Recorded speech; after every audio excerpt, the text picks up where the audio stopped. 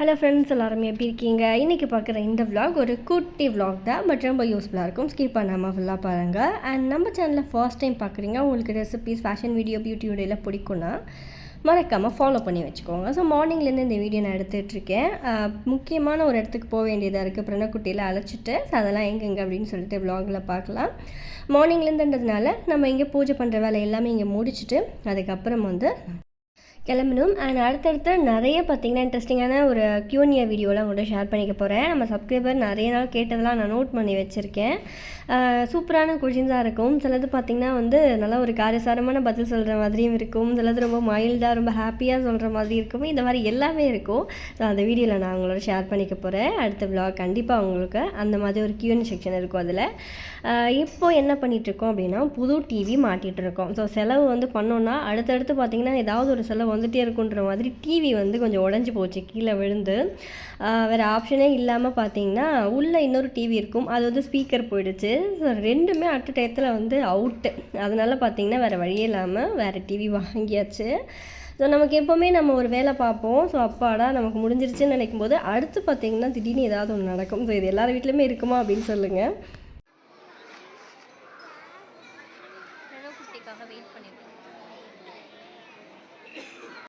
எங்கே வந்திருக்கோம் அப்படின்னா, ஒரு ஸ்டேட் லெவல் காம்படிஷனுக்கு வந்திருக்கோம். அபாக்கஸ் கிளாஸ் பிளானாக பார்த்திங்கன்னா ஒரு 1 இயராக போயிட்டுருக்கா. ஸோ ஜூனியர் லெவலில் அவனை ஆட் பண்ணலாம் அப்படின்னு சொல்லிட்டு ஒரு ஸ்டேட் லெவல் காம்படிஷனுக்கு இன்வைட் பண்ணியிருந்தாங்க. அதுக்காக பிரணக்குட்டியை அழைச்சிட்டு வந்துட்டு உள்ளே எக்ஸாமுக்கு அனுப்பிட்டு இங்கே வெளியில் வெயிட் பண்ணிக்கிட்டு இருக்கோம். எனக்கு ரொம்ப பிடிச்சிருந்தது. ஆக்சுவலாக ஒரு காலேஜில் அந்த காம்படிஷன் வச்சுருந்தாங்க. 10 மினிட்ஸ் ஆகும். ஸோ எல்லா பேரண்ட்ஸும் பார்த்திங்கன்னா இங்கே தான் வெயிட் பண்ணிட்டு இருக்காங்க. நேம் அனௌன்ஸ் பண்ணுவாங்க. நிறைய ஸ்டேட்லேருந்துலாம் குழந்தைங்க வந்திருக்காங்க. நான் பிறக்கூடிய ஃபர்ஸ்ட் டைம் நான் அழைச்சிட்டு வரேன். ஏன்னா நான் ப்ரோக்ராம் வந்ததில்லை. என்ன பண்ணிக்கிட்டு இருக்கான்னு தெரியல. வரானா முடிச்சுட்டு பிறனக்குட்டியும் அழைச்சிட்டு வீட்டுக்கு வந்தாச்சு. வந்ததும் குட்டி குட்டியாக நிறைய வேலைகள் இருந்தது. லஞ்சு க்ளீனிங் வேலையெல்லாம் முடிச்சு அதை நமக்கு அதை குக் பண்ணுற வேலையெல்லாம் முடிச்சா தான் அடுத்து இந்த வேலைக்கு போக முடியும். என்னதாம்மா பண்ண போகிறேன் அப்படின்னு கேட்குறீங்களா? பண்ண போகிறேன், இல்லை பண்ண போகிறோம். நானும் அம்மாவும் தான். ஒன்றும் இல்லைங்க, எல்லாமே பார்த்திங்கன்னா பொடியாக ரெடி பண்ணி வைக்க வேண்டிய வேலை இருந்துச்சு. ஒன் டே கொஞ்சம் மெனக்கட்டு ரெடி பண்ணிட்டோம் அப்படின்னா அடுத்தடுத்து நமக்கு எல்லாமே ஈஸியாக இருக்கும் சமைக்கிறதுக்கு. ஸோ இங்கே என்ன பண்ணிகிட்ருக்கோன்னா, இட்லி பொடிக்கு அரைச்சி வச்சுருக்கோம். இட்லி பொடிக்கு நிறைய எள்ளு அம்மா சேர்ப்பாங்க. அவ்வளோ வாசனையாக இருக்கும் நம்ம வீட்டு இட்லி பொடி. பிரணவக்குட்டிக்கு ரொம்ப பிடிக்கும். சட்னியோட அதான் சாப்பிடுவான். ஸோ இட்லி பொடி அண்ட் தனியா பொடி இது எல்லாமே நம்ம குக் பண்ணும்போது அப்போ அரைச்சா லேட் ஆகும் இல்லையா, டக்கு டக்குன்னு. ஸோ முன்னாடியே ரெடி பண்ணிட்டோம்னா யூஸ் பண்ணுறதுக்கு ஈஸியாக இருக்கும். கொஞ்சம் அதிகமாக அரைச்சி பொடி பண்ணி எடுத்து வச்சுடுவோம்.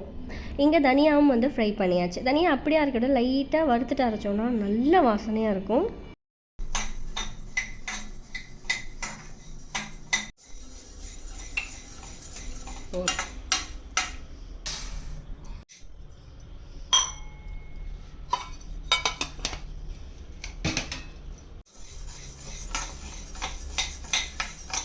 நம்மளா அப்படியே எடுத்துகிட்டு விட அதில் இருக்கலாம். தனியாக படி மட்டும்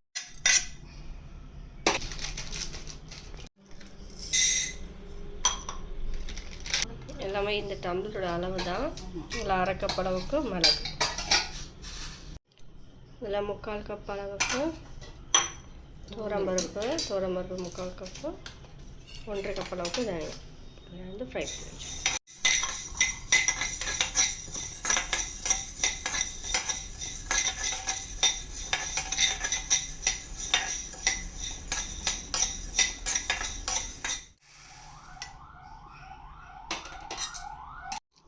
இவ்வளோ போதும். மிளகு இருக்கிறதுனால மிளகு கம்மியாக இருக்கும்.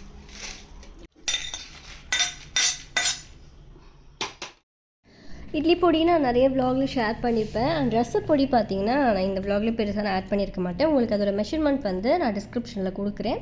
அப்படி இல்லைன்னா இப்போ வீடியோவில் பார்த்திங்கன்னா நான் கிளியராக சொல்லிடுறேன். அண்ட் அது மட்டும் இல்லாமல் இப்போ என்னென்ன ரெடி பண்ணோம் அப்படின்னா, மல்லிப்பொடி அண்ட் சீரகப்பொடி, வெந்தய பொடி அண்ட் மேல் பொடி, மல்லிப்பொடி ப்ளஸ் ரசப்பொடி, இவ்வளோ பொடி ரெடி பண்ணி வச்சுருக்கோம். வெந்தய பொடிலாம் கொஞ்சம் மோரில் போட்டு ரெகுலராகவே எடுத்துப்போம். அது ரொம்ப நல்லது. அதுவும் இப்போ வரது பார்த்திங்கன்னா சம்மர் டைம் அப்படின்றதுனால ரெகுலராக நம்ம மோர் எடுத்துக்கும் போது கொஞ்சம் வெந்தய பவுடர் ஆட் பண்ணி குடிக்கிறது ரொம்ப ஹெல்தி.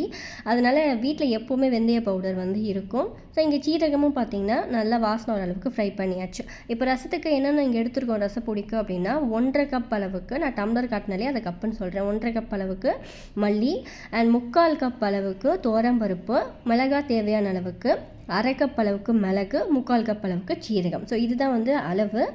அண்ட் மேலே கொஞ்சம் கருவேப்பிலையும் ஒரு கைப்பிடி அளவுக்கு லைட்டாக ஃப்ரை பண்ணிவிட்டு அதையும் போட்டு அரைச்சோன்னா அவ்வளோ வாசனையாக இருக்கும். நம்மளோட ரசப்பொடிக்கு தேவையான இன்க்ரீடியன்ஸ்லாம் இங்கே ரெடி பண்ணியாச்சு. இது சும்மா அந்த வானொலி ஆஃப் பண்ணிவிட்டு அதில் போட்டுலாம் அந்த ஹீட்லேயே பார்த்திங்கன்னா அது காஞ்சிரும். துவரம்பருப்பு,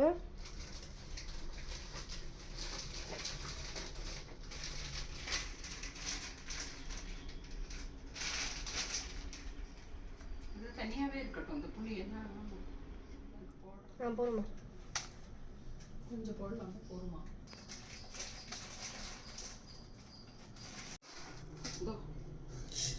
மஞ்சப்பொடி கொஞ்சம் போடணும். எவ்வளோ வாசனை.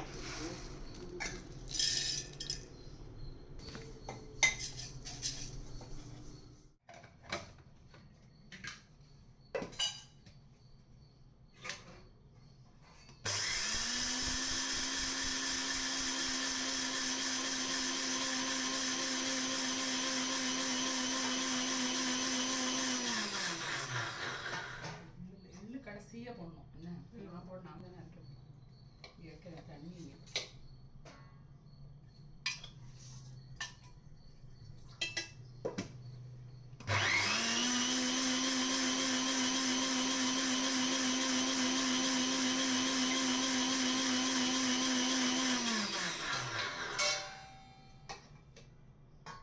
இந்த டப்பாலையும் போட்டு ஓகே. ஸோ நம்ம வ்ளாகில் ஏதாவது ஒரு ரெசிபியோ இல்லை குட்டி டிப்ஸ் ஏதாவது ஒன்று ஆட் பண்ணுவேன். நான் இந்த வ்ளாகில் பெருசாக ரெசிபிஸ் என்னால் ஆட் பண்ண முடியல. ஸோ அந்த ரசப்பொடி சூப்பராக இருக்கும், ட்ரை பண்ணி பாருங்கள். ஸோ உங்களுக்கு ஃப்ரீ டைம் கிடைக்கும் போது இந்த மாதிரி அந்த நம்ம அரைச்சி ஃப்ரை பண்ணி அரைக்கிற பொடி எல்லாமே ரெடி பண்ணி வச்சிட்டோன்னா நமக்கு வந்து வீக் டேஸ்லாம் கொஞ்சம் ஈஸியாக இருக்கும். சைடில் வந்து அம்மா ஏதோ சொல்கிறாங்க, அதுக்கு சிரிச்சிக்கிட்டே பார்த்தீங்கன்னா நானும் வேலை பார்த்துட்ருக்கோம். 2 பேரும் சேர்ந்து ஏதாவது கிச்சனில் வேலை பார்த்துட்ருந்தோம் அப்படின்னா ஏதாவது ஒரு டாபிக் எடுத்து பேசுவோம். பட் இந்த மாதிரி ஜாலியாகவும் இருக்கும். நிறைய நேரம் பார்த்திங்கன்னா கொஞ்சம் காரசாரமாகவும் இருக்கும், எல்லாமே கலந்துருக்கும். ஸோ எல்லாருமே அப்படி தானே.